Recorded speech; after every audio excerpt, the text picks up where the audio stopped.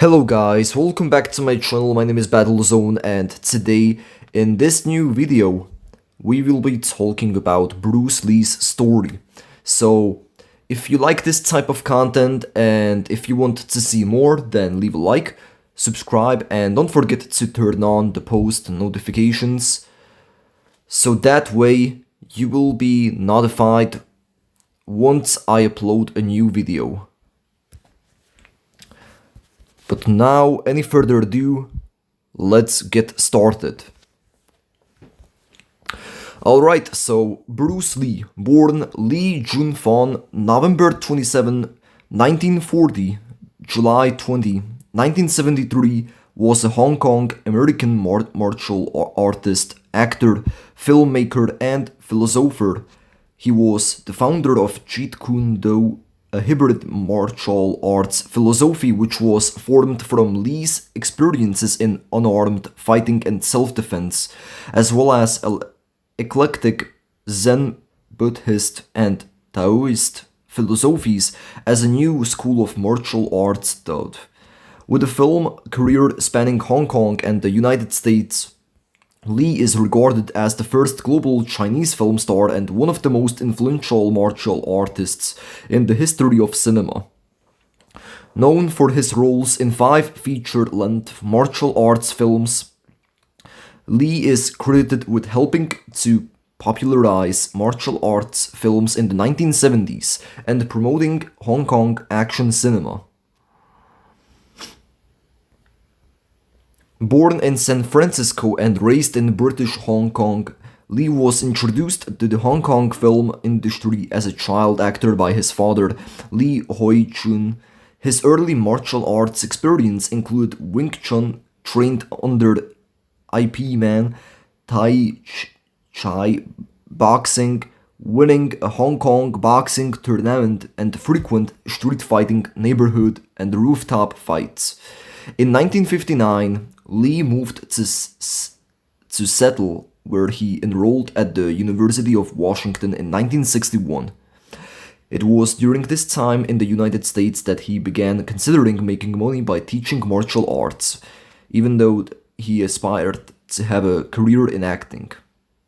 He opened his first martial arts school operated out of his home in Seattle, after later adding a second school in Oakland, California. He once drew significant attention at the 1964 Long Beach International Karate Championships of California by making demonstrations and speaking. He subsequently moved to Los Angeles to teach, where his students included Chuck Norris, Sharon Tate, and Kareem Abdul-Jabbar. His roles in America, including playing Kato in The Green Hornet, introduced him to American audiences.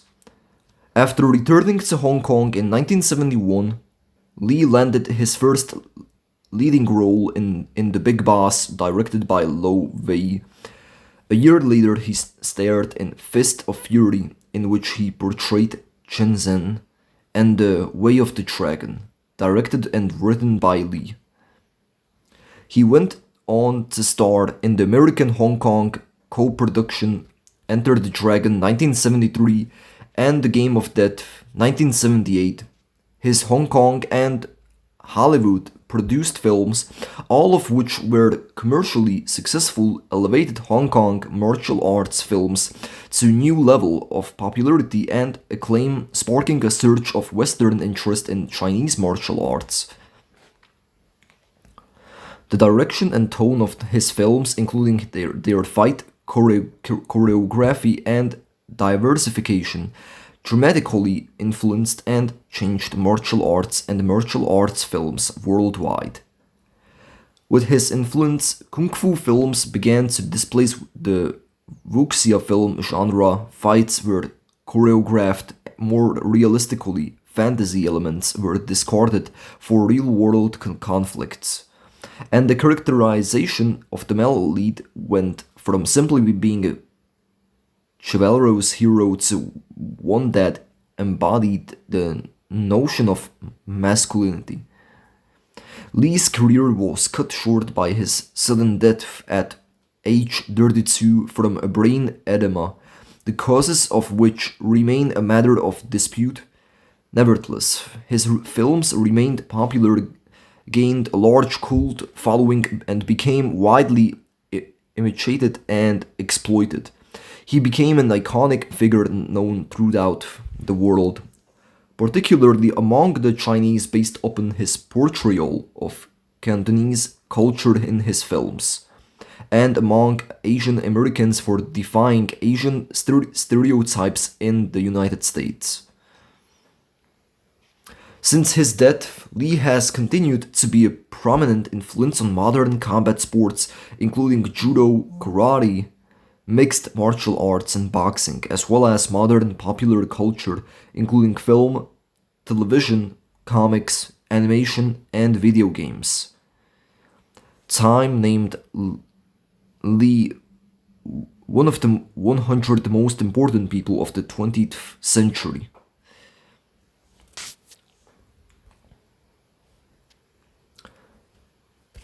So now, next up, I will read for you his early life.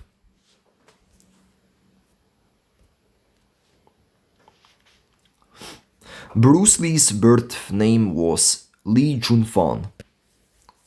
His father, Lee Hoi Jun, was a Cantonese opera singer based in Hong Kong.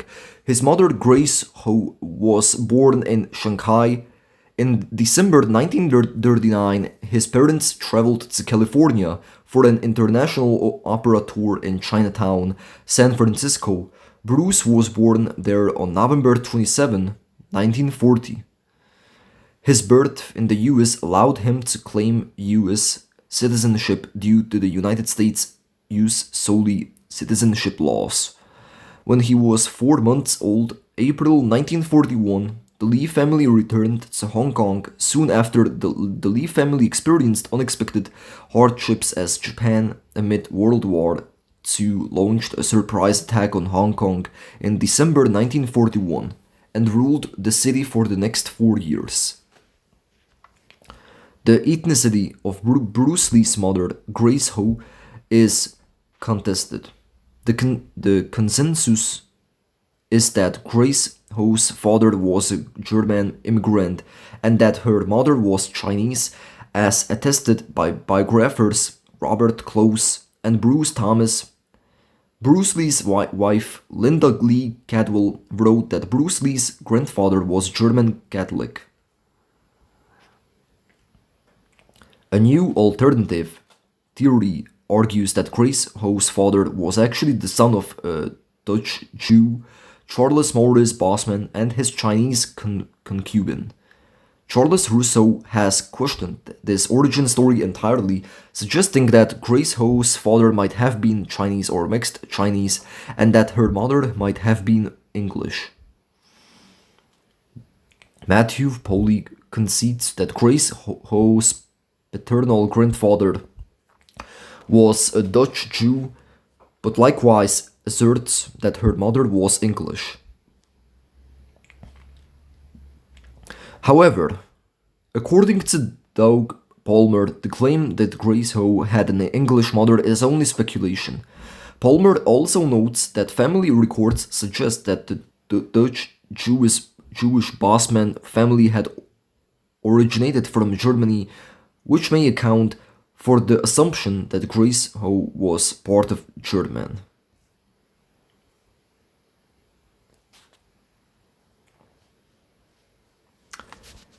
Now, next up, I will read career and education, so stick with me, guys. 1940, 1958, early roles, schooling, and martial arts initiation. Lee's father was a Cantonese opera star. As a result, Junior Lee was introduced to the world of cinema at a very young age and appeared in several films as a child. Lee had his first role as a baby who was carried onto the stage in the film Golden Gate Girl. He took his Chinese stage name as Let Li the Little Dragon for the fact that he was born in both the hour and the year of the dragon by the Chinese zodiac. At age 7, Li began practicing Tai Chi together with his father. As a 9-year-old, he co-starred with his father in The Kid in 1950, which was based on a comic book character, Kid Chung, and was his first leading role. By the time he was 18, he had appeared in 20 films. After attending Daksun School several blocks from his home at 218 Nathan Road, Kowloon, Li entered the primary school division of the Catholic LA Salle College at age 12. In the early 1950s, Li's father became an opium addict. In 1956, due to poor academic performance and possibly poor conduct, Li was transferred to State Francis Xavier's College. He was mentored by brother Edward Moss, FMS, a Bavarian-born teacher and coach of the school boxing team. In 1953, Li's friend William Chung introduced him to Ip Man.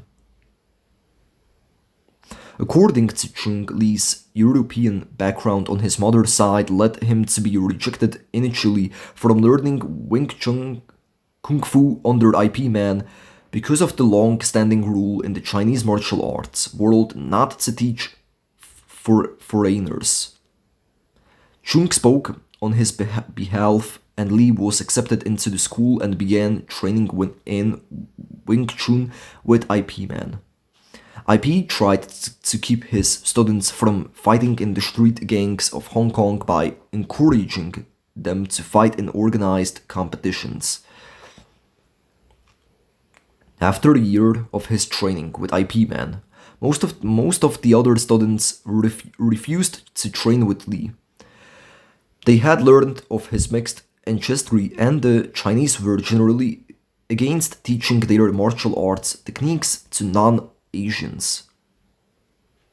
Li's sparring partner, Hawkins Chung, states probably fewer than 6 people in the whole Wing Chun clan were personally taught or even partly taught by Ip Man. However, Li showed a keen interest in Wing Chun and continued to train privately with Ip Man, William Chung, and Wong Shun Lung. In 1958, Li won the Hong Kong Schools Boxing Tournament, knocking out the previous champion Gary Elms in the final. That year, Li was also a Cha-Cha dancer, winning Hong Kong's Crown Colony Cha-Cha Championship. 1959, 1964, moved to Seattle. In his late teens, Li's street fights became more frequent and included beating the son of a feared triad family. In 1958, after students from a rival Choi Li Fut martial arts school challenged Li's Wing Chun school, he engaged in a fight on a rooftop. In response to an unfair punch by another boy, he beat him so badly that one of his teeth was knocked out, leading to the boy's parents making a complaint to the police. Li's mother had to go to the police station and sign a document saying that she would take full responsibility for his actions if they released him into her custody. Though she did not mention the incident to her husband, she suggested that her son return to the United States to claim his U.S. citizenship at the age of 18. Li's father agreed, as Li's college prospects were not very promising if he remained in Hong Kong. The police detective came in and said, "Excuse me, Mr. Li, your son is really fighting bad in school. If he gets into just one more fight, I might have to put him in jail." Robert Lee. In April 1959, Lee's parents decided to send him to the United States to stay with his older sister, Agnes Lee, who was already living with family friends in San Francisco. After several months, he moved to Seattle in 1959 to continue his high school education, where he also worked for Robbie Chow as a live-in waiter at her restaurant. Chow's husband was a co-worker and friend of Lee's father. Lee's elder brother Peter Lee joined him in Seattle for a short stay before moving on to Minnesota to attend college. In 1959, Lee started to teach martial arts he called what he thought Junfang Kung Fu, literally Bruce Lee's Kung Fu. It was his approach to Wing Chun. Lee taught friends he met in Seattle, starting with judo practitioner Jesse Glover, who continued to teach some of Lee's early techniques.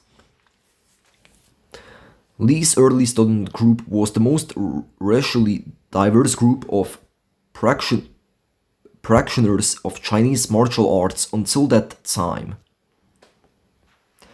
During this time period, Lee invented his one-inch punch.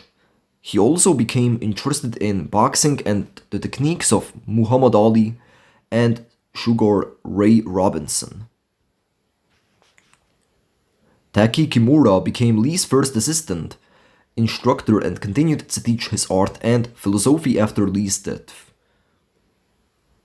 Lee opened his first martial arts school named the Lee Junfan Kung Fu Institute in Seattle. Lee completed his high school education and received his diploma from Edison Technical School on Capitol Hill in Seattle. In March 1961, Lee enrolled at the University of Washington. Despite what Lee himself and many others have stated, Lee's official major was drama rather than philosophy, according to 1999 article in the university's alumni publication. In his junior year, he took 2 classes in psychology and 2 classes in philosophy. Both of these became core interests for him for the rest of his life. He socialized with wealthy young people but lived in relative poverty and worked as a dishwasher in a Chinese restaurant. 1964, 1965, Oakland. Lee dropped out of university in early 1964 and moved to Oakland to live with James Yim Lee. James Lee was 20 years senior to Lee and a well-known Chinese martial artist in the era. Together, they founded the second Junfan Martial Arts Studio in Oakland. James Lee was responsible for introducing Lee to Ed Parker, an American martial artist. At the invitation of Parker, Lee appeared in the 1964 Long Beach International Karate Championships. He performed repetitions of 2-finger push-ups using the thumb and the index finger of one hand with feet at approximately shoulder width apart. In the same Long Beach event, he also performed the 1-inch punch. Lee stood upright, his right foot forward with knees bent slightly in front of a standing, stationary partner. Lee's right arm was partly extended and his right fist was approximately 1 inch (2.5 centimeter) away from the partner's chest. Without retracting his right arm, Lee then forcibly delivered the punch to volunteer Bob Baker while largely maintaining his posture. This sent Baker backward and falling into a chair placed behind Baker to prevent injury, though Baker's momentum caused him to fall to the floor. Baker recalled, "I told Bruce not to do this type of demonstration again. When he punched me that last time, I had to stay home from work because the pain in my chest was unbearable." It was at the 1964 championships that Lee first met Taekwondo master Chongo Rhee. The two developed a friendship, a relationship from which they benefited as martial artists. Rhee taught Lee the sidekick in detail, and Lee taught Rhee the non-telegraphic punch. At the Long Beach event, he also publicly criticized a number of classical karate and kung fu styles and argued for modernizing martial arts. This was a highly controversial presentation that convinced some spectators while offending others. Subsequently, he appeared at the Sun Sing Theater to present his new approach to the Chinatown Oakland community. More traditional kung fu practitioners took Lee's claims as an open challenge. In 1964, Lee had a controversial private match with Wong Chakman. Chakman was a direct student of Ma Kinfung, known for his mastery of Xingyi Quan, Northern Shaolin, and Tai Chi. According to Lee, the Chinese community issued an ultimatum to him to stop teaching non-Chinese people. When he refused to complete, he was challenged to combat match with Wong. The arrangement was that if Lee lost, he would have to shut down his school, while if he won, he would be free to teach white people or anyone else. Wong denied this, stating that he requested to fight Lee after Lee boasted during one of his demonstrations at the Chinatown Theater that he could beat anyone in San Francisco and that Wong himself did not discriminate against whites or other non-Chinese people. Lee commented that paper had all the names of the Sifu from Chinatown, but they don't scare me. Individuals known to have witnessed the match include Cadwell James Lee, Bruce Lee's associate, no relation, and William Chen, a teacher of Tai Chi. Wong and William Chen stated that the fight lasted an unusually long 20-25 minutes. Wong claims that although he had originally expected a serious but polite bout, Lee aggressively attacked him with the intent to kill.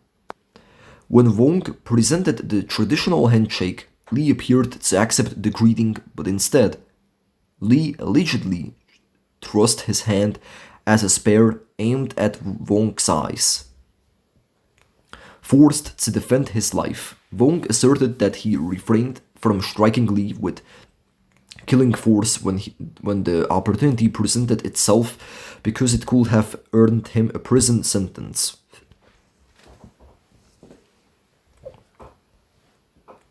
But used illegal cufflinks under his sleeves.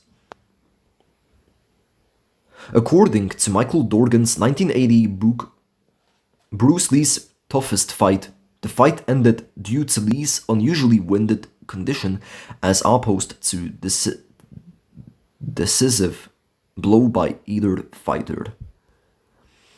However, according to Bruce Lee, Linda Lee Cadwell, and James Yim Lee, the fight lasted a mere 3 minutes with a decisive victory for Lee.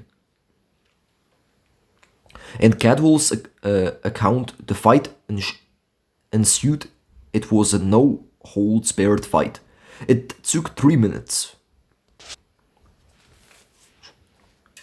Bruce got this guy down to the ground and said, "Do you give up?" And the man said he gave up. A couple of weeks after the bout, Lee gave an interview claiming that he had defeated an unnamed challenger, which Wong says was an obvious reference to him. In response, Wong published his account of the fight in the Pacific Weekly, a Chinese-language newspaper in San Francisco, with an invitation to public rematch if Lee was not satisfied with the account. Lee did not respond to the invitation despite his reputation for violently responding to every provocation. There were no further public announcements by either that Lee continued to teach non-Chinese people Lee was unhappy with the outcome of the fight, and the experience led him to pursue further innovations in his personal style of martial arts. Lee had abandoned thoughts of a film career in favor of pursuing martial arts. However, a martial arts exhibition in Long Beach in 1964 eventually led to the invitation by television producer William Dozier for an audition for a role in the pilot for Number One Son About Lee Chan, the son of Charlie Chan. The show never materialized, but Dozier saw potential in Lee.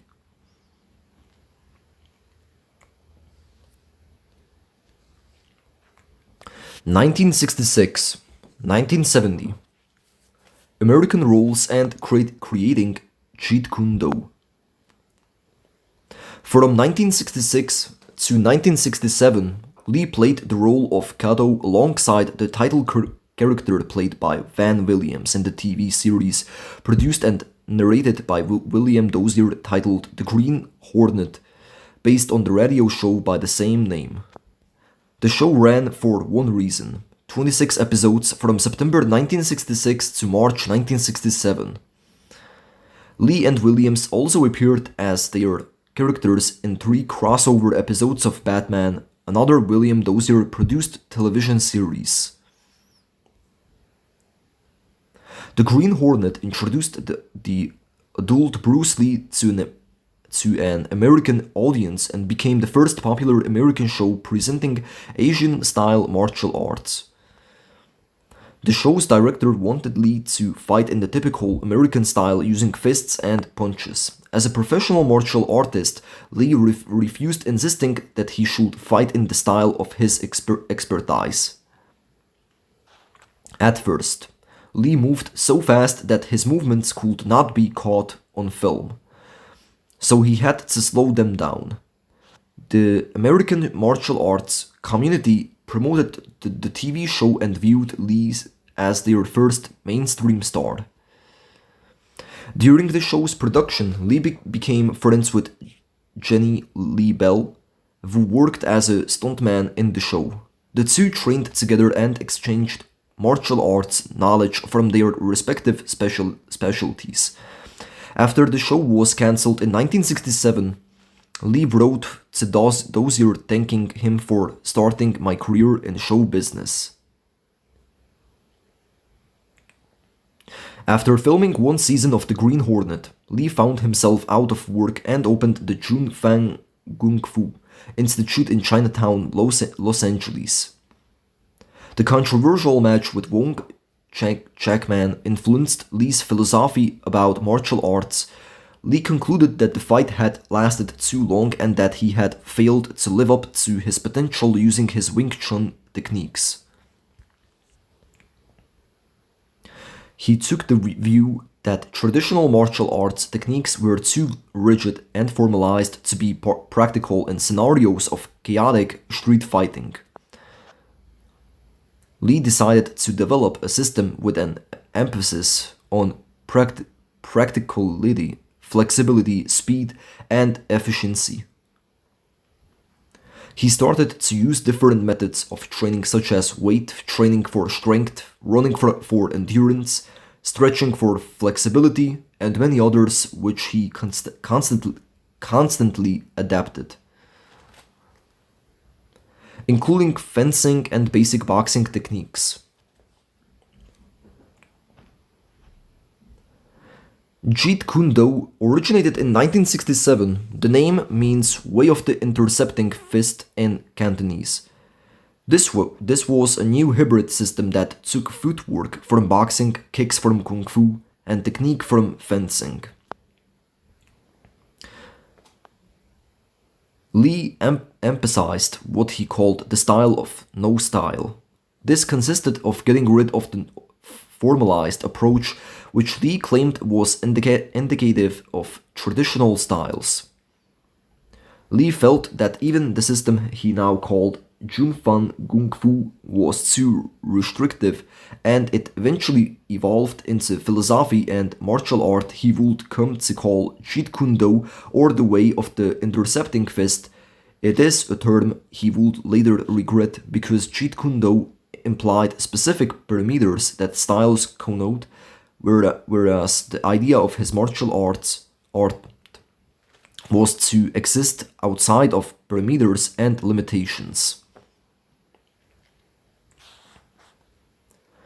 At the time, two of Lee's martial arts students were Hollywood scriptwriter Stirling Silliphant and actor James Coburn. In 1969, the three worked on a script for the film titled The Silent Flute, and they went together on a location hunt to India. The project was not realized at the time, but the 1978 film Circle of Iron, starring David Carradine, was based on the same plot. In 2010, producer Paul Maslansky was reported to have planned and received funding for the film based on the original script for The Silent Flute. In 1969, Lee made a brief appearance in the Silliphant-penned film Marlowe, where he played a hoodlum hired to intimidate private detective Philip Marlowe, played by James Garner, who uses his martial arts abilities to commit acts of vandalization to intimidate Marlowe. The same year, he was credited as the karate advisor in The Wrecking Crew, the fourth installment of the Matt Helm comedy spy film starring Dean Martin. Also that year, Lee acted in one episode of Here Come the Brides and Blondie. In 1970, Lee was responsible for producing the fight choreography of A Walk in the Spring Rain, starring Ingrid Bergman and Anthony Quinn, again written by Silliphant.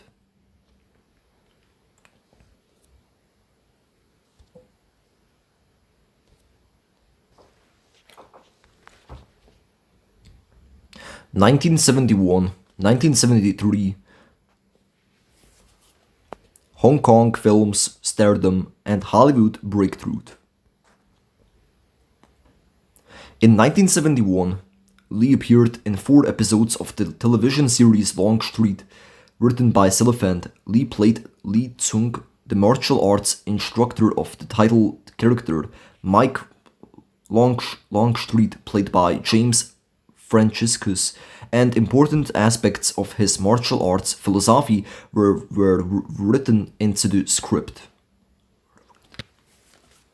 According to statements made by Lee and also by Linda Lee Cadwell, after Lee's death, Lee pitched a television series of his own in 1971,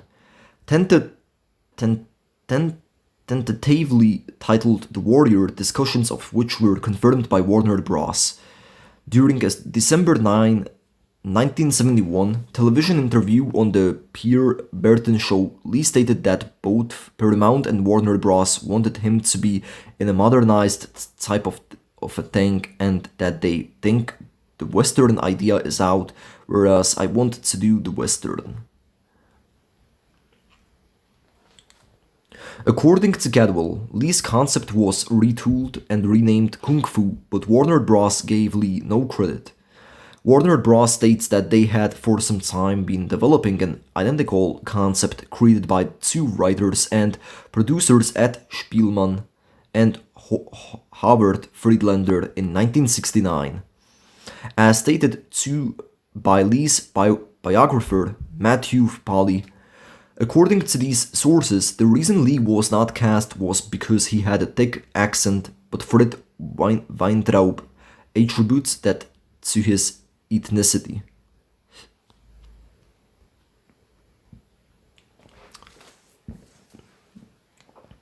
The role of the Shaolin monk in the Kung Fu was eventually awarded to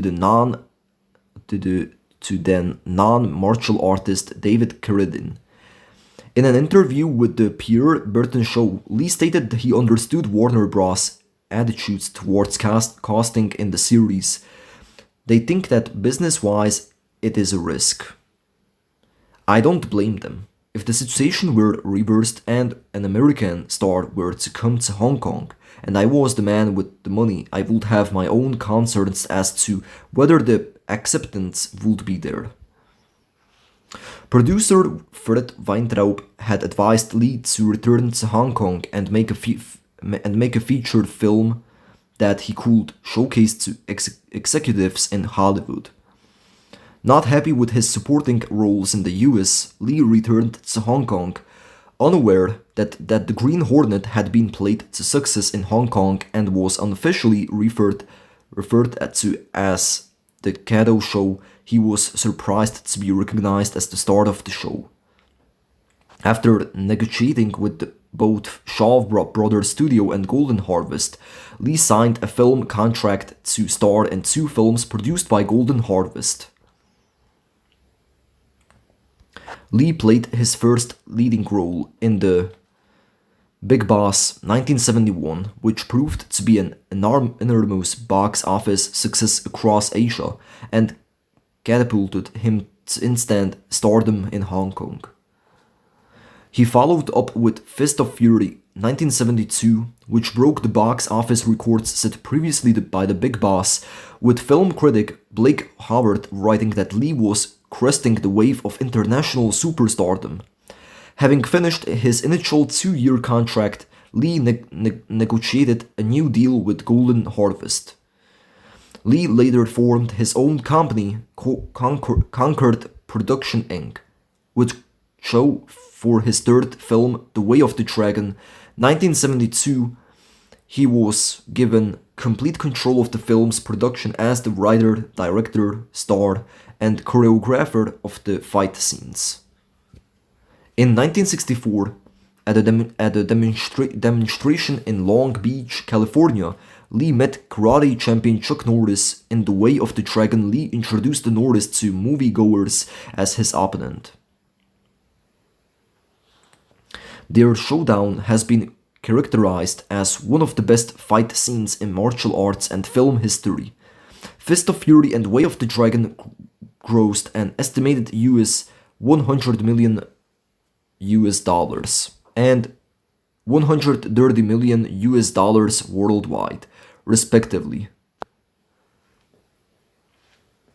From August to October 1972, Lee began work on his fourth Golden Harvest film, Game of Death. He began filming some scenes, including his fight sequence with 7 feet 2 in, 218cm American basketball star Kareem Abdul-Jabbar, a former student. Production stopped in November 1972 when Warner Bros. Offered Lee the opportunity to star in Enter the Dragon, the first film to be produced jointly by Concord, Golden Harvest, and Warner Bros. Filming began in Hong Kong in February 1973 and was completed in April 1973. 1 month into the filming, another production company, Starseas Motion Pictures, promoted Lee as a leading actor in Fist of Unicorn. All thought he had merely agreed to choreograph the fight sequences in the film as a favor to his longtime friend Unicorn Chan. Lee planned to sue the production company but retained his friendship with Chan.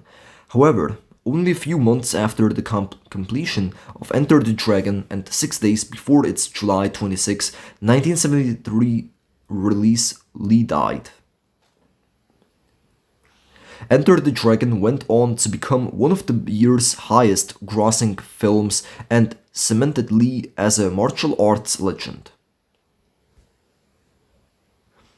It was made for 850,000 US dollars in 1973,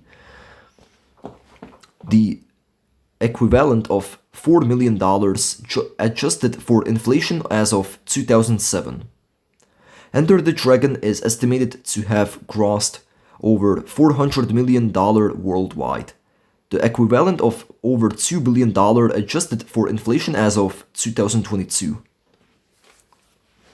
The film sparked a brief fad in martial arts epitomized in songs such as Kung Fu Fighting and some TV shows. 1978 present posthumous work. Robert Close, the director of Enter the Dragon, together with Golden Harvest, revived Lee's unfinished film Game of Death. Lee had shot over 100 minutes of footage, including outtakes for Game of Death, before shooting was stopped to allow him to work on Enter the Dragon. In addition to Abdul Jabbar, George Lazenby, Hapkido, Master Jihan Jai, and another of Lee's students, Dan Inosanto, appeared in the film, which culminated in Lee's character, Hai Tian, clad in a yellow tracksuit, taking on a series of different challengers on each floor as they make their way through a 5-level pagoda.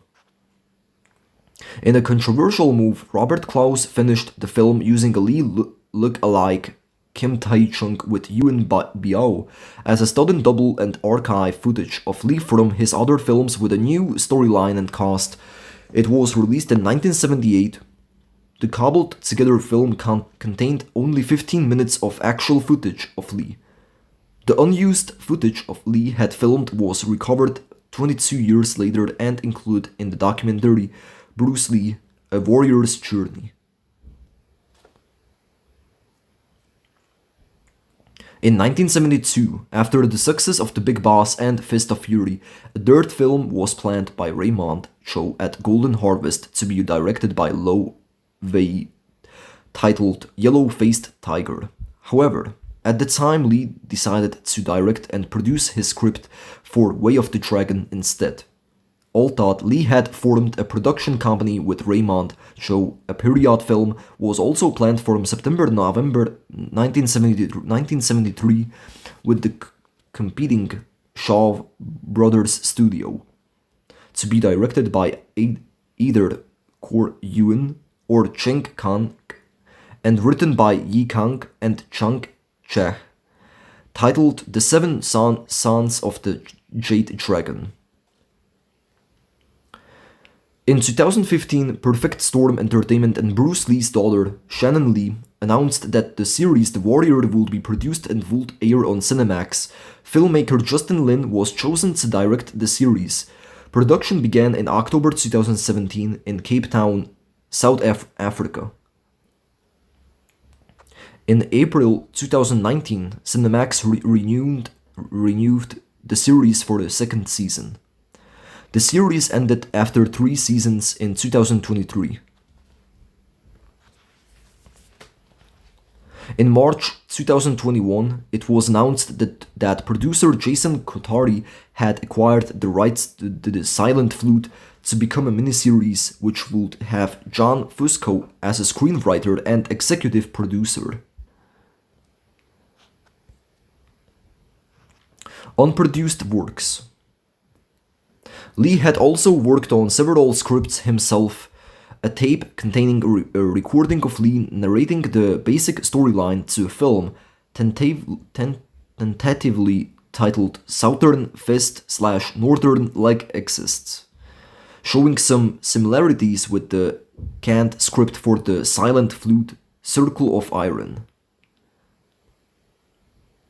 Another script had the title Green Bamboo Warrior, set in San Francisco, planned to co-star Bolo Yeung and to be produced by Andrew Weiner. Photoshoot costume tests were organized for some of these planned film projects.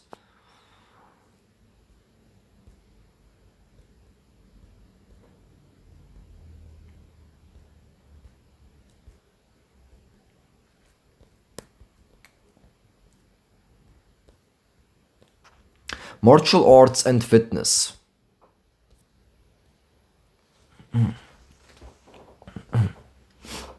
Lee's films are known for popularizing the side kick, roundhouse kick, grappling, spinning heel kick, armbar, weapons such as the nunchaku and his distinctive kiai. Lee was also known for popularizing the 1-inch punch and the two-fingered push-up. Striking. Lee's first introduction to martial arts was through his father, from whom he learned the fundamentals of Wu-style Tai Chi. In his teens, Lee became involved in Hong Kong gang conflicts, which led to frequent street fights. The largest influence on Lee's martial arts development was his study of Wing Chun. Lee was 16 years old under the Wing Chun teacher Ip Man between late 1956 and 1957, after losing to rival gang members. IP's regular classes generally consisted of form practice, chi sao, sticking hands, drills, wooden dummy techniques, and free sparring. There was no set pattern for the classes.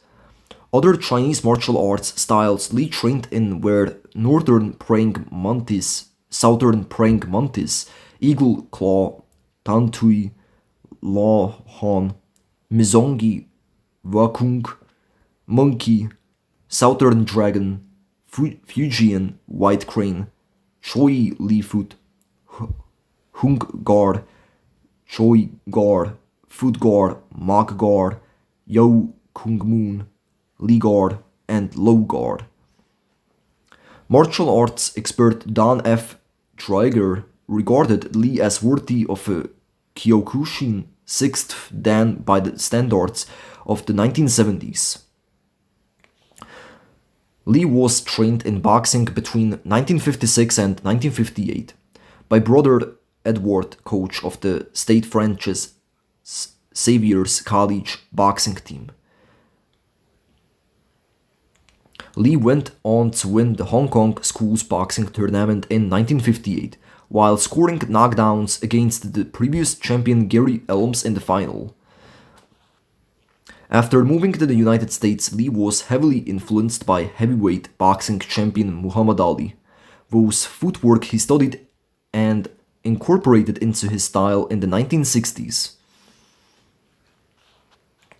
Lee demonstrated his Jeet Kune Do martial arts at the Long Beach International Karate Championships in 1964 and 1968, with the latter having higher quality video footage available. Lee is seen demonstrating quick eye strikes before his opponent can block and demonstrating the 1-inch punch on several volunteers. He demonstrates Chi Sao drills while blindfolded against an opponent, probing for weaknesses in his opponent while scoring with punches and takedowns. Lee then participates in a full contact sparring bout against an opponent, with both wearing leather headgear. Lee is seen implementing his Jeet Kune Do concept of economical motion using Ali-inspired footwork to keep out of range while counter-attacking with back fists and straight punches. He halts attacks with stop-hit sidekicks and quickly executes several sweeps and head kicks. The opponent repeatedly attempts to attack Lee but is never able to connect with a clean hit. He once managed to come close with a spin kick, but Lee counters it. The footage was reviewed by Black Belt magazine in 1995, concluding that the action is as fast and furious as anything in Lee's films. It was at the 1964 championships that Lee first met Taekwondo master Chung Go Rhee, while Rhee taught Lee the sidekick in detail. Lee taught Rhee the non-telegraphic punch. Rhee learned what he calls the acupunch from Lee and incorporated it into American Taekwondo.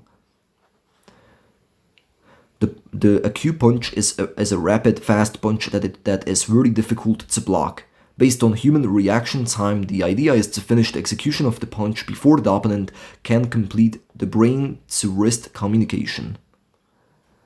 Lee commonly used the oblique kick, made popular much later in mixed martial arts.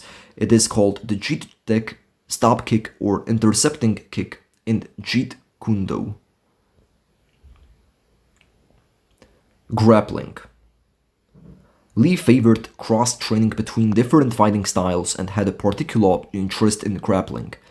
Lee trained with several judo practitioners in Seattle and California, among them Fred Sato, Jesse Glover, Taki Kimura, Hayward Nishioka, and Wally J, as well as Gan Lebel.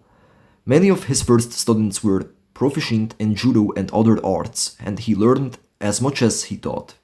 After befriending Lebel on the set of The Green Hornet, Lee offered to teach him striking arts in exchange for being taught grappling techniques.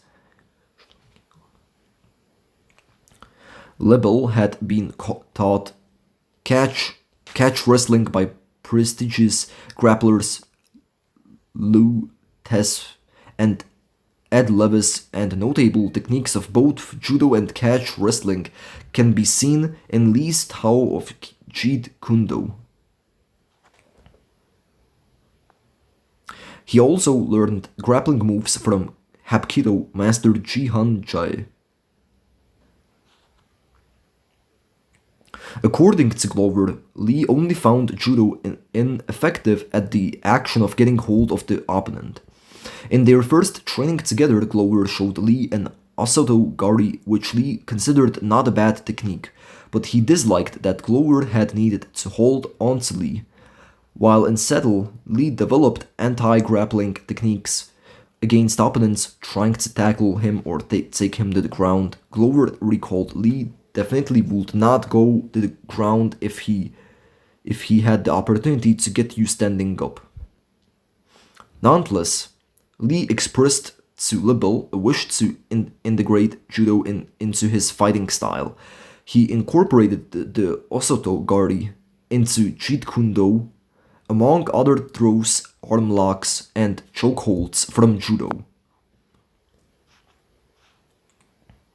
Although Lee opined that grappling was of little use in action choreography because it was not visually distinctive, he showcased grappling moves in his films such as Way of the Dragon, where his character finishes his opponent. Chuck Norris, with a neck hold inspired by Lebel, and Enter the Dragon, whose prologue features Lee submitting his opponent Sammo Hung with an armbar. Game of Death also features Lee and Han Jae exchanging grappling moves, as well as Lee using wrestling against the character played by Kareem Abdul-Jabbar. Lee was also influenced by the training routine of the Great Gama, an Indian/Pakistani Pahalvani wrestling champion known for his grappling strength. Lee incorporated Gama's exercises into his training routine. Street fighting. Another major influence on Lee was Hong Kong's street fighting culture in the form of rooftop fights. In the mid-20th century, soaring crime in Hong Kong, combined with limited Hong Kong police manpower, led to many young Hong Kongers learning martial arts for self-defense. Around the 1960s, there were about 400 martial arts schools in Hong Kong, teaching their distinctive styles of martial arts. In Hong Kong's street fighting culture, there emerged a rooftop fight scene in the 1950s and 1960s, where gangs from rival martial arts schools challenged each other to bare-knuckle fights on Hong Kong's rooftops to avoid crackdowns by British colonial authorities. Lee frequently participated in these Hong Kong rooftop fights.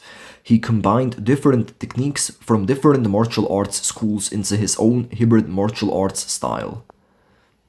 When Lee returned to Hong Kong in the early 1970s, his reputation as the fastest fist in the East routinely led to locals challenging him to street fights.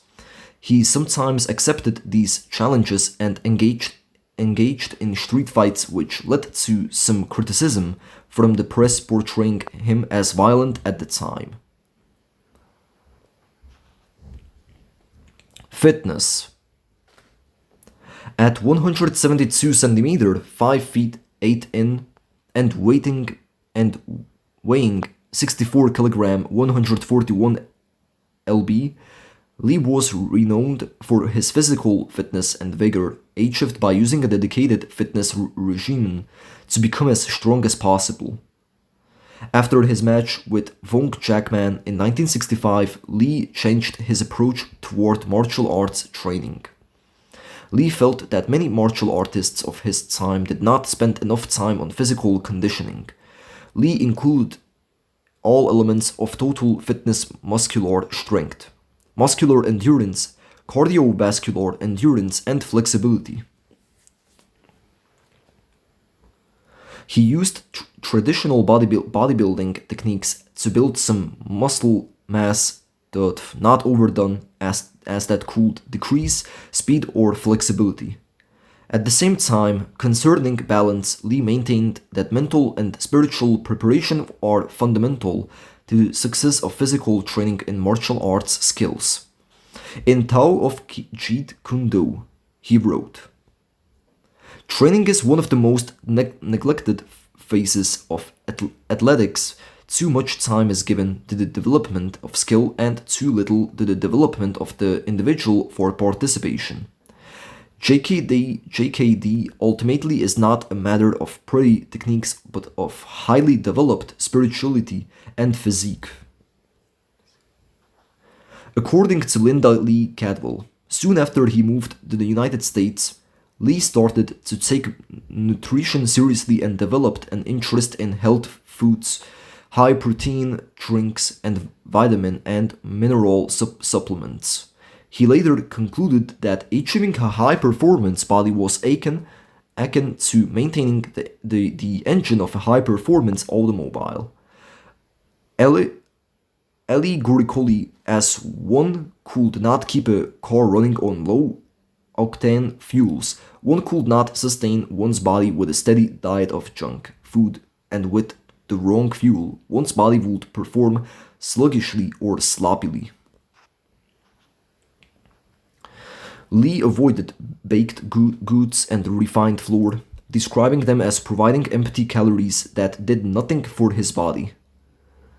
He was known for being a fan of Asian cuisine for its variety and often ate meals with a combination of vegetables, rice, and fish. Lee had a dislike for dairy products and, as a result, used powdered milk in his diet. Dan Inosanto recalls Lee practiced meditation as the first action on his schedule.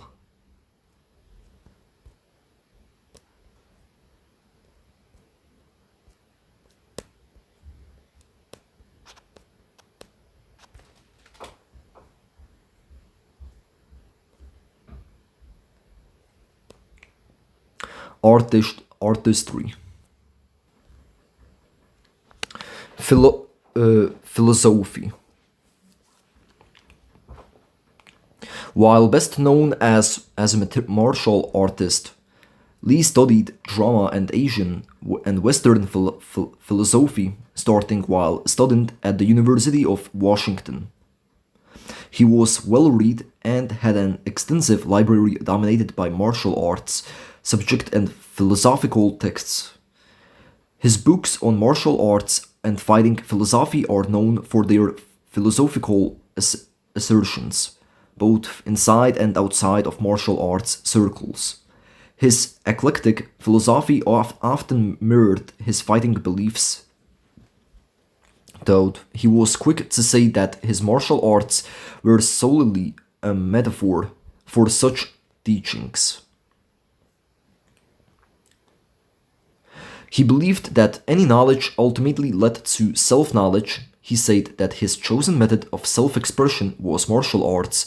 His influences include Taoism and Buddhism. Lee's philosophy was very much in opposition to the conservative worldview advocated by Confucianism.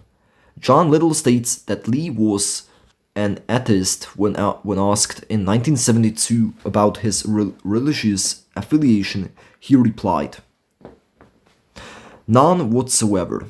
When asked if he believed in God, he said, to be perfectly frank, I really do not."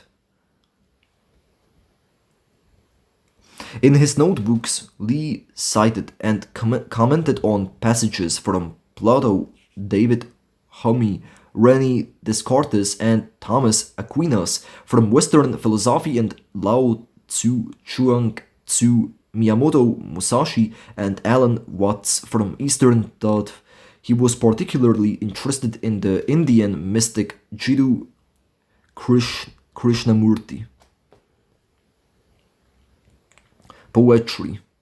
Aside from martial arts and philosophy, which focus on the physical aspect and self-consciousness for truths and principles, Lee also wrote poetry that reflected his emotions and a stage in his life collectively. Many forms of art remain concordant with the artist creating them. Lee's principle of self-expression was applied to his poetry as well. His daughter Shannon Lee said, he did write poetry. He was really the consummate artist. His poetic works were originally handwritten on paper, then later on edited and published, with John Little being the major author editor for Bruce Lee's works. Linda Lee Cadwell, Bruce Lee's wife, shared her husband's notes, poems, and experiences with followers. She mentioned, Lee's poems are, by American standards, rather dark, reflecting the deeper, less exposed recesses of the human psyche.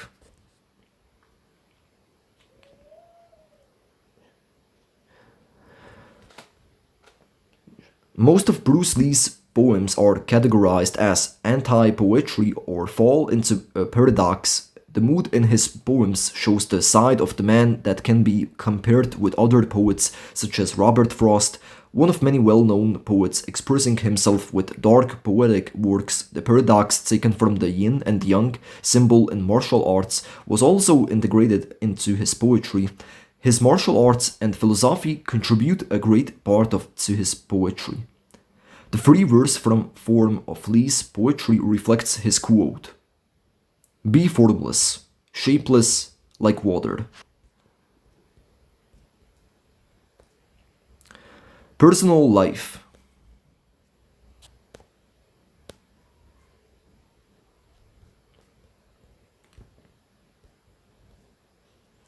Names. Lee's Cantonese birth name was Lee Junfon. The name homophonically means return again and was given to Lee by his mother, who felt he would return to the United States once he came of age. Because of his mother's superstitious nature, she had originally named him Saifon.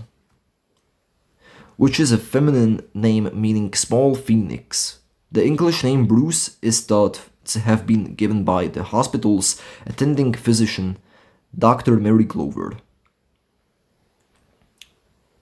Lee had three other Chinese names: Lee Yuan Cham, a family/clan name, Lee Yuan Kam, which he used as a student name while he was attending La Salle College, and his Chinese screen name Li Xiu Long. Xiu Long means little dragon. Li's given name Junfan was originally written in Chinese as. However, the Jun Chinese character was identical to part of his grandfather's name, Li Junbiu. Hence, the Chinese character for Jun in Li's name was changed to the homonym instead to avoid naming taboo in Chinese tradition. Family. Li's father, Li Hoi Chun, was one of the leading Cantonese opera and film actors at the time and was embarking on a year-long opera tour with his family. On the eve of the Japanese invasion of Hong Kong, Li Hoi Chun had been touring the United States for many years and performing in numerous Chinese communities there. Although many of his peers decided to stay in the US, Li Hoi Chun returned to Hong Kong after Bruce's birth. Within months, Hong Kong was invaded and the Lees lived for 3 years and 8 months under Japanese occupation. After the war ended, Li Hoi Chun resumed his acting career and became a more popular actor during Hong Kong's rebuilding years. Li's mother, Grace Ho, was from one of the wealthiest and most powerful clans in Hong Kong, the Ho Tungs. She was the half-niece of Sir Robert Ho Tung, the Eurasian patriarch of the clan.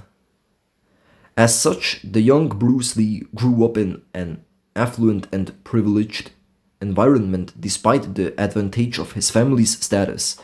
The neighborhood in which Lee grew up became overcrowded, dangerous, and full of gang rivalries due to an influx of refugees fleeing communist China for Hong Kong, at that time a British Crown colony. Grace Ho is reported as either the adopted or biological daughter of Ho Kum Tong, Ho Gum Tong, and the half-niece of Sir Robert Ho Tung, both notable Hong Kong businessmen and philanthropists. Bruce was the fourth of 5 children: Phoebe Lee, Agnes Lee, Peter Lee, and Robert Lee.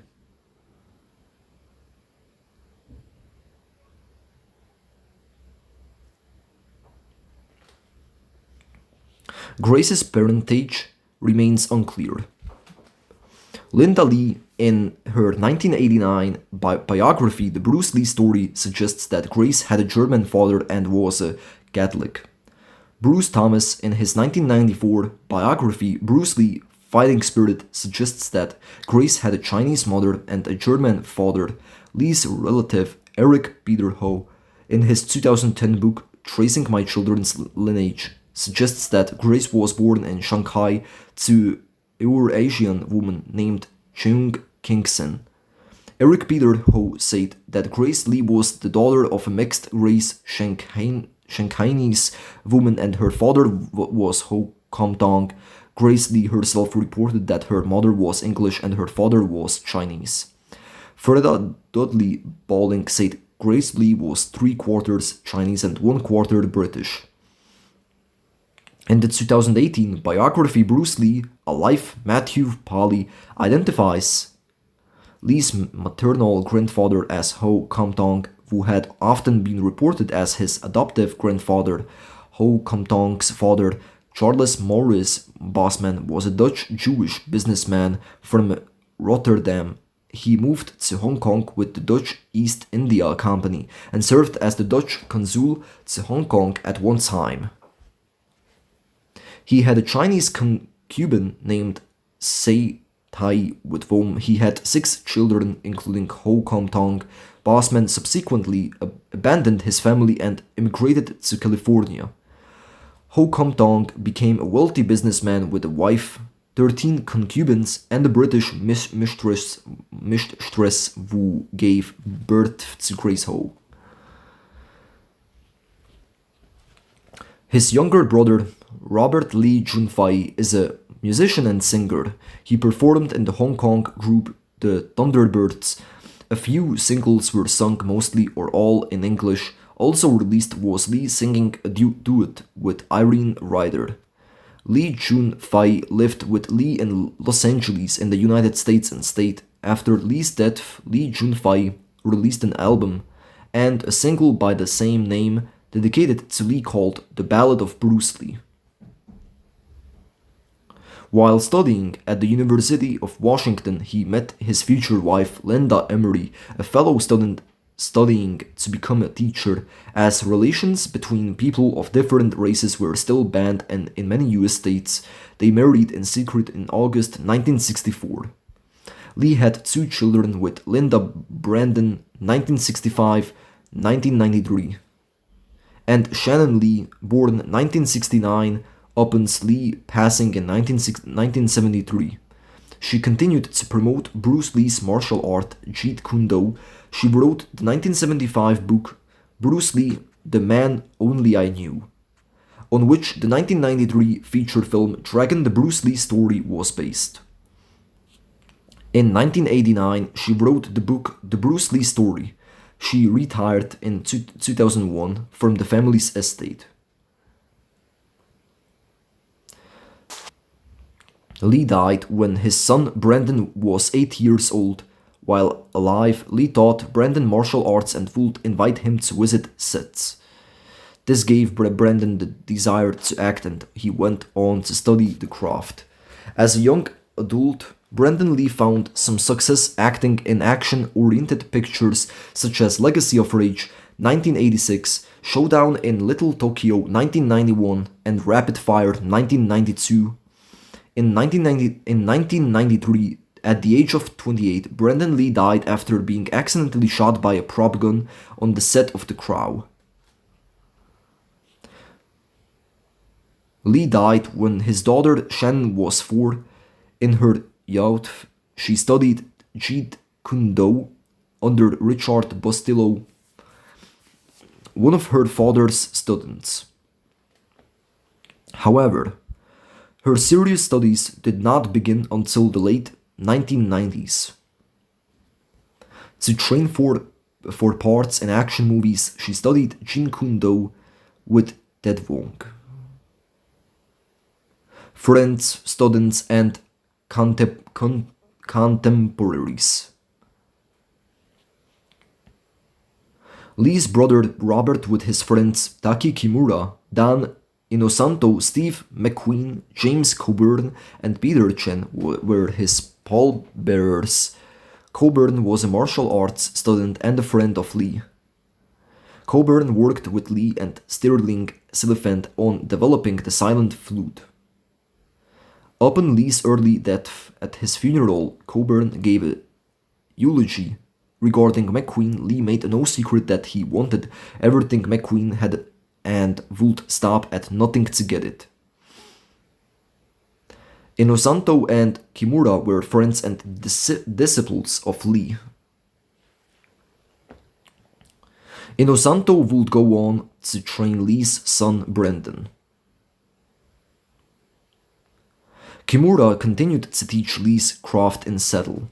According to Lee's wife, Chen was a lifelong family friend and a student of Lee. James Yim Lee, no relation, was one of Lee's 3 personally certified third rank instructors and co-founded the Junfang Gung Fu Institute in Oakland, where he taught Junfang Gung Fu in Lee's absence. James was responsible for introducing Lee to Ed Parker, the organizer of the Long Beach International Karate Championships, where Lee was first introduced to the martial arts community. Hollywood couple Roman Polanski and Sharon Tate studied martial arts with Lee. Polanski flew Lee to Switzerland to train him. Tate studied with Lee in preparation for her role in The Wrecking Crew, after Tate was murdered by the Manson family. Polanski initially suspected Lee. Screenwriter Stirling Silliphant was a martial arts student and a friend of Lee. Silliphant worked with Lee and James Coburn on developing the silent flute. Lee acted and provided his martial arts expertise in several projects penned by Silliphant, the first in Marlowe, 1969, where Lee plays Winslow Wong, a hoodlum well versed in martial arts. Lee also did fight choreographies for the film Walk in the Spring Rain, 1970, and played Lee Tsung, a Jeet Kune Do instructor who teaches the main character in the television show Longstreet, 1971. Elements of his martial arts philosophy were included in the script for the latter. Basketball player Kareem Abdul-Jabbar studied martial arts and developed a friendship with Lee. Actor and karate champion Chuck Norris was a friend and training partner of Lee's. After Lee's death, Norris said he kept in touch with Lee's family. Judoka and professional wrestler Genny Lebel became a friend of Lee on the set of The Green Hornet. They trained together and exchanged their knowledge of martial arts.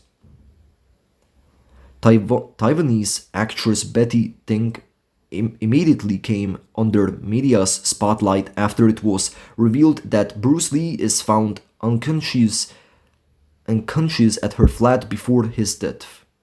At her testimony, Ting said she was asked by producer Raymond Cho, who in turn was told by Lee's family not to disclose that Lee was at her apartment, which contributed to the misinformation that Lee passed away at his own house.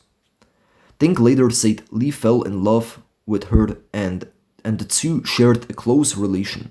Her constant presence by Lee's side earned the affectionate nickname of Little Dragon Girl, or Bruce Girl.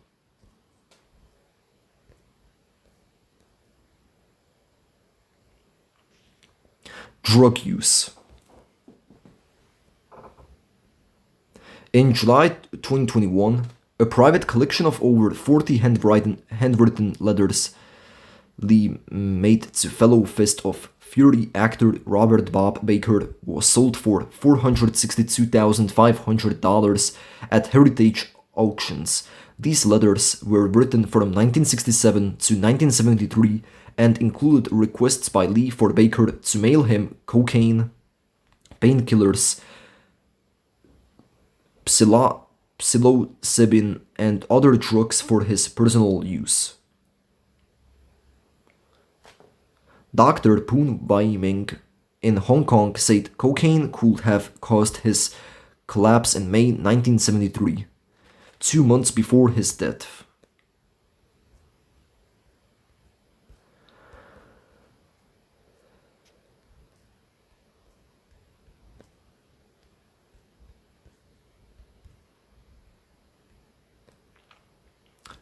Now moving to his death.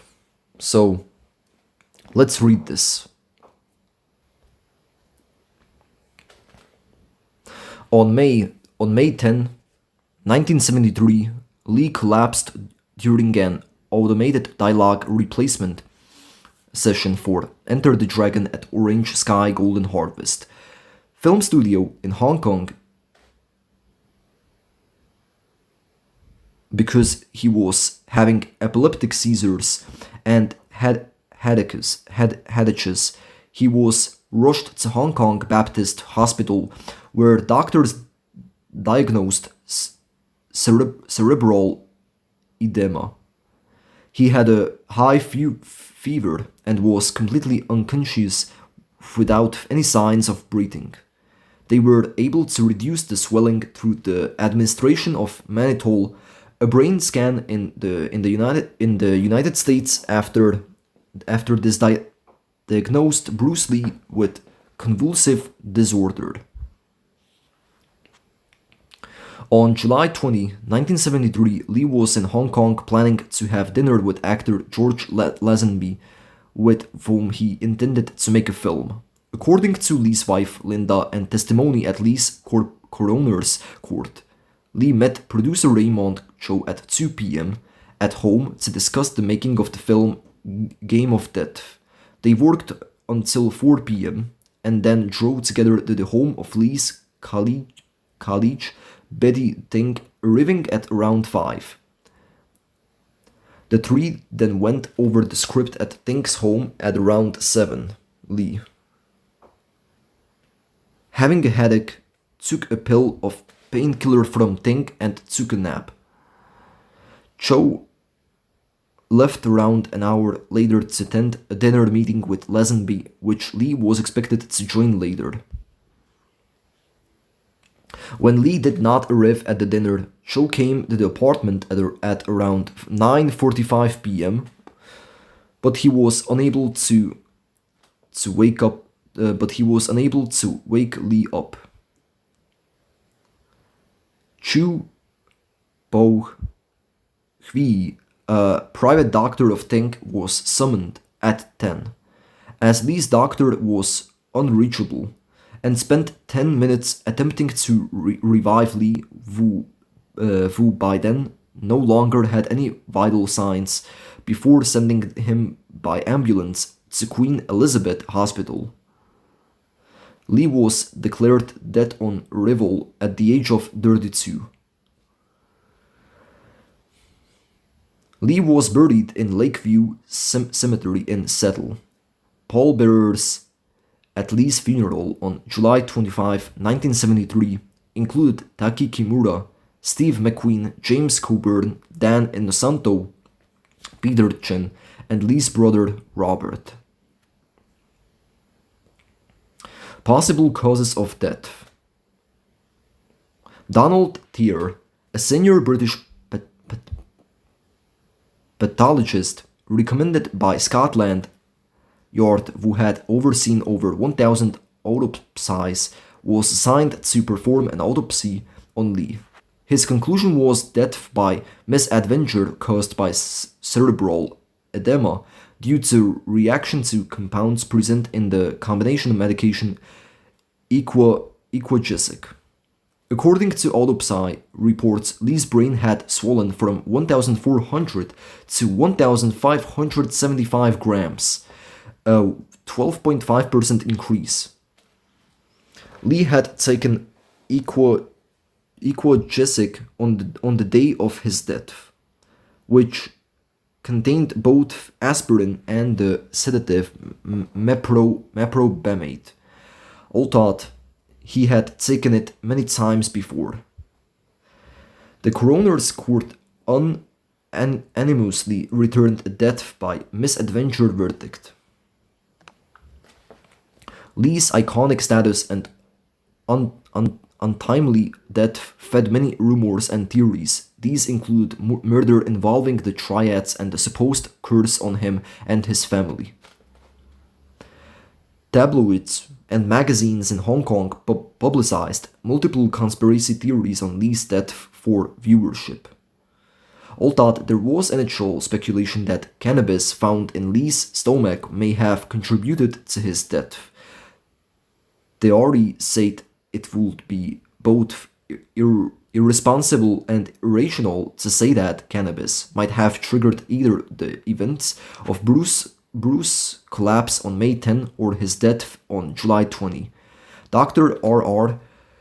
Licite, the clinical pathologist at Queen Elizabeth Hospital, reported at the coroner hearing that the death could not have been caused by cannabis. Armed Forces Institute of Pathology of the United States concluded that they were unable to attribute Lee's death to cannabis intoxication. In a 2018 biography, author Matthew Poley consulted with medical experts and theorized that the cerebral edema that killed Lee had been caused by overexertion and heat stroke. Heat stroke was not considered at the time because it was then a poorly understood condition. Furthermore, Lee had his underarm sweat glands removed in late 1972 in the apparent belief that underarm sweat was unpathogenic on film. Polly further theorized that this caused Lee's body to overheat while practicing in hot temperatures on May 10 and July 20, 1973, resulting in heat stroke that in turn exacerbated the cerebral edema that led to his death. In an article in the December 2022 issue of Clinical Kidney Journal, a team of researchers examined the various theories regarding Lee's cause of death and concluded that his fatal cerebral edema was brought on by hyponatremia, an insufficient concentration of sodium in the blood. The authors noted that several risk factors predisposed Lee to hyponatremia, including excessive water intake, insufficient solute intake, alcohol consumption, and use or overuse of multiple drugs which impair the ability of the kidneys to excrete excess fluids. Lee's symptoms before his death were also found to closely match known cases of fatal hyponatremia. In July 2025, the Hong Kong TVB program CTRL plus F, The Truth, concluded that Lee died of sudden unexpected death in epilepsy based on opinions from medical experts after other causes of death, including cerebral edema caused by aspirin allergy, which was suspected by the court, were considered unlikely. It was presumed that a lack of professional knowledge or attempts to protect Lee's legacy hid the true cause of his death at the time. Legacy and cultural impact.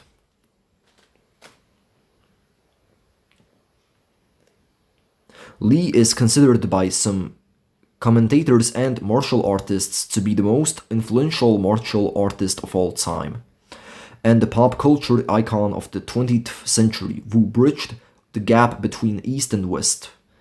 Time named Lee one of the 100 most important people of the 20th century.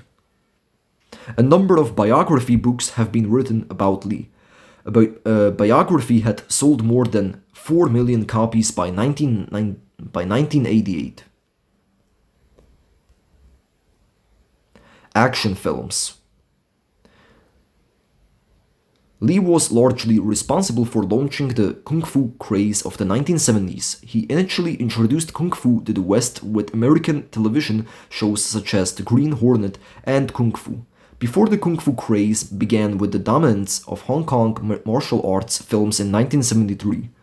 Lee's success inspired a wave of Western martial arts films and television shows throughout the 1970s, 1990s, launching the careers of Western martial arts stars such as Jean-Claude Van Damme, Steven Seagal, and Chuck Norris, as well as the more general integration of Asian martial arts into Western action films and television shows during the 1980s, 1990s.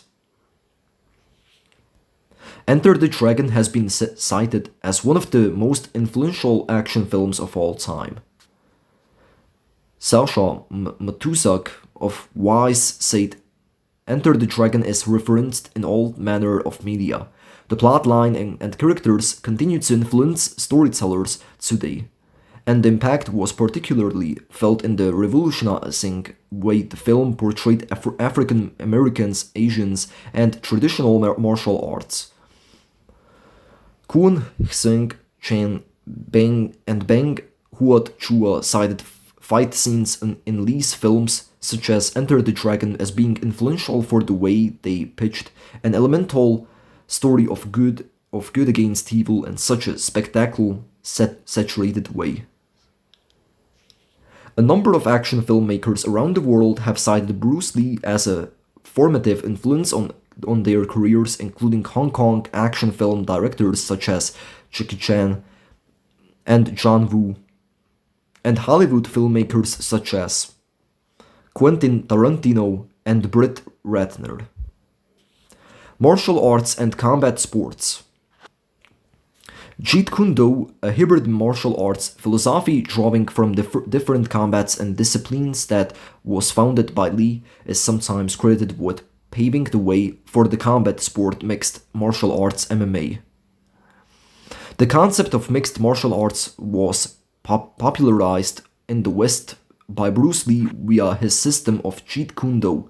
Lee believed that the best fighter is not a boxer, karate, or judo man. The best fighter is someone who can adapt to any style, to be formless, to adopt an individual's own style and not following the system of styles. In 2004, the Ultimate Fighting Championship UFC founder Dana White called Lee the father of mixed martial arts and stated, "If you look at the way Bruce Lee trained, the way he fought, and many of the things he wrote, he said the perfect style was no style. You take a little something from everything. You take the good things from every different discipline, use what works, and you throw the rest away." Lee was largely responsible for many people's decisions to take up martial arts. These include numerous fighters in combat sports who were inspired by Lee. Boxing champion Sugar Ray Leonard said he perfected his jab by watching Lee. Boxing champion Manny Pacquiao compared his fighting style to Lee. And UFC champion Conor McGregor has compared himself to Lee and said that he believes Lee would have been a champion in the UFC if he were to compete in the present day.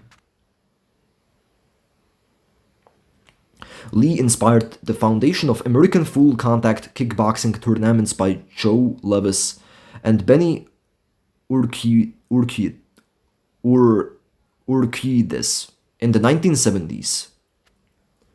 American Taekwondo pioneer Hoon Goo Ri learned from Lee what he calls the acupunch, which he incorporated into American Taekwondo.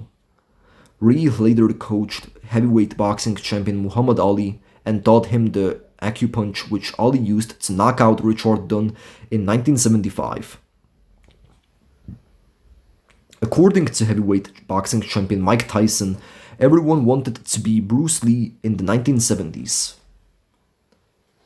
Former UFC heavyweight champion and light heavyweight champion John Jones cited Lee as inspiration, with Jones known for frequently using the oblique kick to the knee, a technique that was popularized by Lee.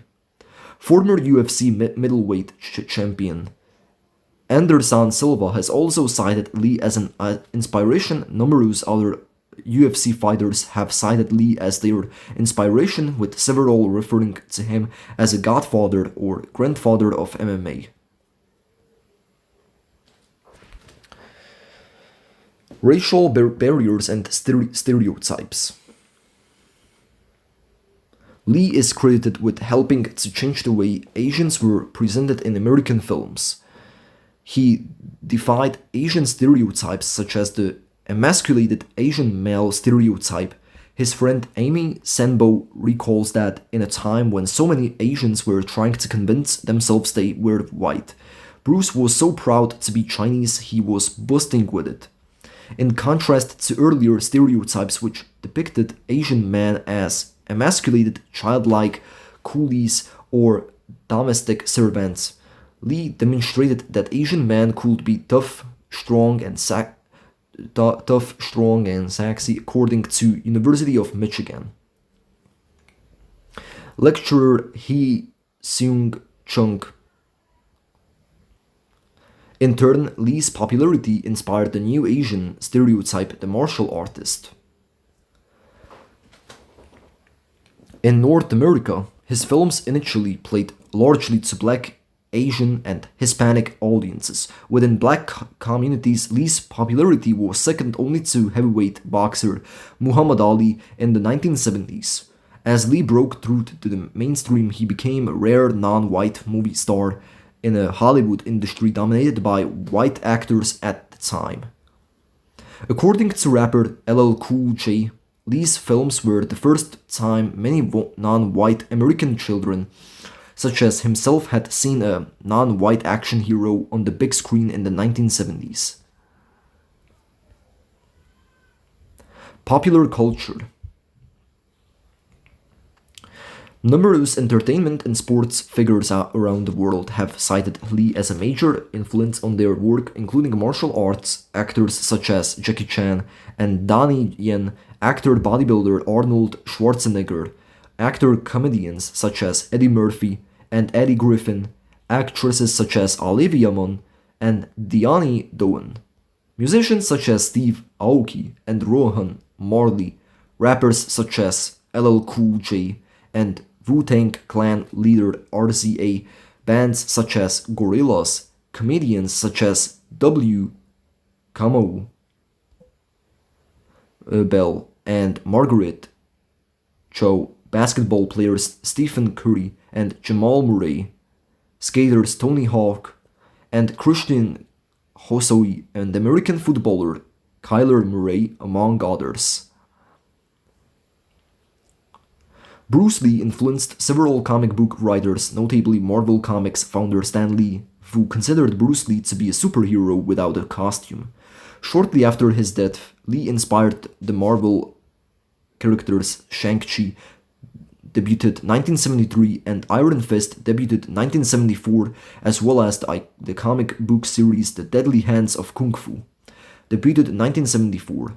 According to Stan Lee, any character that has been a martial artist since then owes their origin to Bruce Lee in some form. Bruce Lee was a formative influence on the development of breakdancing in the 1970s. Early breakdancing pioneers such as The Rock, Steady Crew drew inspiration from Kung Fu moves as performed by Lee, inspiring dance moves such as the windmill, among other breaking moves. In India, Lee films had an influence on Hindi masala films after the success of Lee films such as Enter the Dragon in India, The War, 1975, and later Hindi films incorporated fight scenes inspired by 1970s Hong Kong martial arts films up until the 1990s. According to Indian film star Amir Khan, when he was a child, almost every house had a poster of Bruce Lee in 1970s Bombay. In Japan, the manga and anime franchises Fist of the North Star 1983, 1988, and Dragon Ball 1984, 1995 were inspired by Lee films such as Enter the Dragon. In turn, Fist of the North Star and especially Dragon Ball are credited with setting the trends for popular shonen manga and anime from the 1980s onwards. Spike Spiegel, the protagonist from the 1998 anime Cowboy Bebop, is seen practicing Jeet Kune Do and quotes Lee.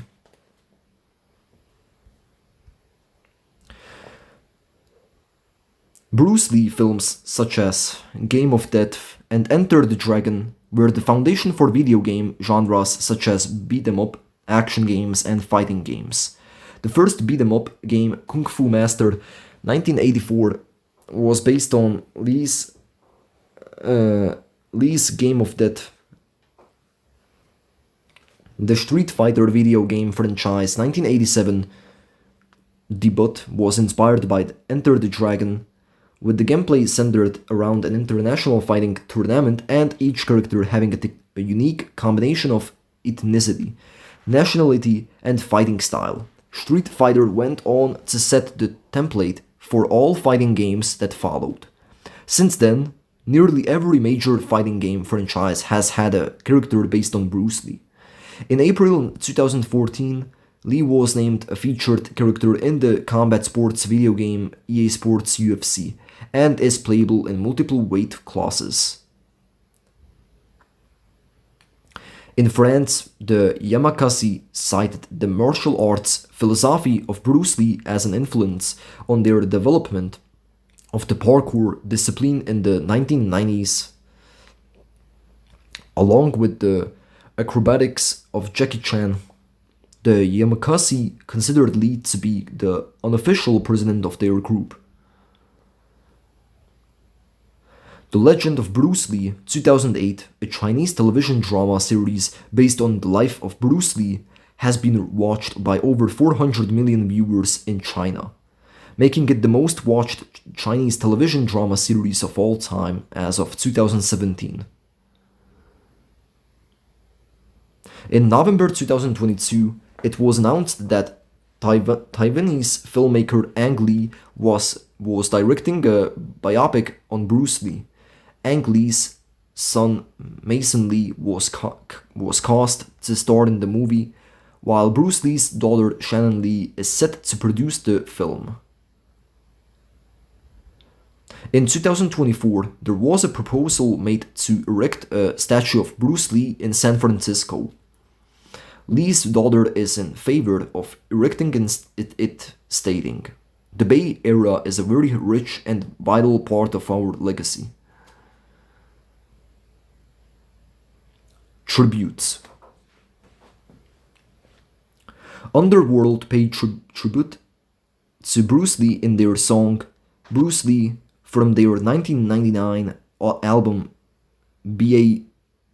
Coupe Fish, a blend of rock, techno, and guitar riffs. According to Daft FM, the lyrics can be interpreted as encouraging the idea of self-actualization and individuals to be true to themselves, thus paying tribute to Lee's philosophy of empowering oneself and living life to the fullest. Commercials. That Bruce Lee did not appear in commercials during his lifetime, his likeness and image has since appeared in hundreds of commercials around the world. Nokia launched an internet-based campaign in 2008 with staged documentary-looking footage of Bruce Lee playing ping pong with his nunchaku and also igniting matches as they are thrown toward him. The videos went viral on YouTube, creating confusion as some people believed them to be authentic footage.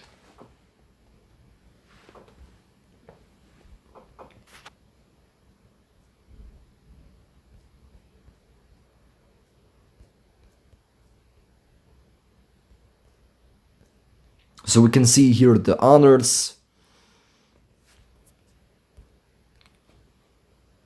awards, statues, places.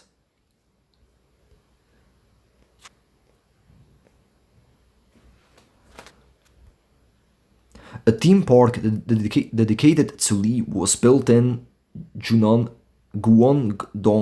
mainland Chinese only started watching Bruce Lee films in the 1980s, when videos of classic movies like Fist of Fury became available. On January 6, 2009, it was announced that Lee's Hong Kong home, 41 Cumberland Road, Kowloon, Hong Kong, would be preserved and transformed into a tourist site by Yu Pang Lin. Yu died in 2015 and this plan did not materialize. In 2018, Yu's grandson Pang Chi-ping said, "We will convert the mansion into a center for Chinese studies next year, which provides courses like Mandarin and Chinese music for children." Filmography, books, See also notes, references, and so on, works cited, further reading. So you can read further if you want to, but yeah, but that was it. So I hope that you guys enjoyed it, and thank you for watching this till the end. I know that this video was way too long than I've usually expected. So yeah, but yeah, I hope that you will watch this till the end, and I have a question for you guys. Do you want to see more videos like this? Let me know in the comments down below. Also, leave a like, subscribe, and turn on the notifications for more awesome videos. So yeah, this was Bruce Lee's story. I hope that you all enjoyed it, and once again, thank you so much for watching and being here with me, and catch you guys later. I'm signing out, and goodbye.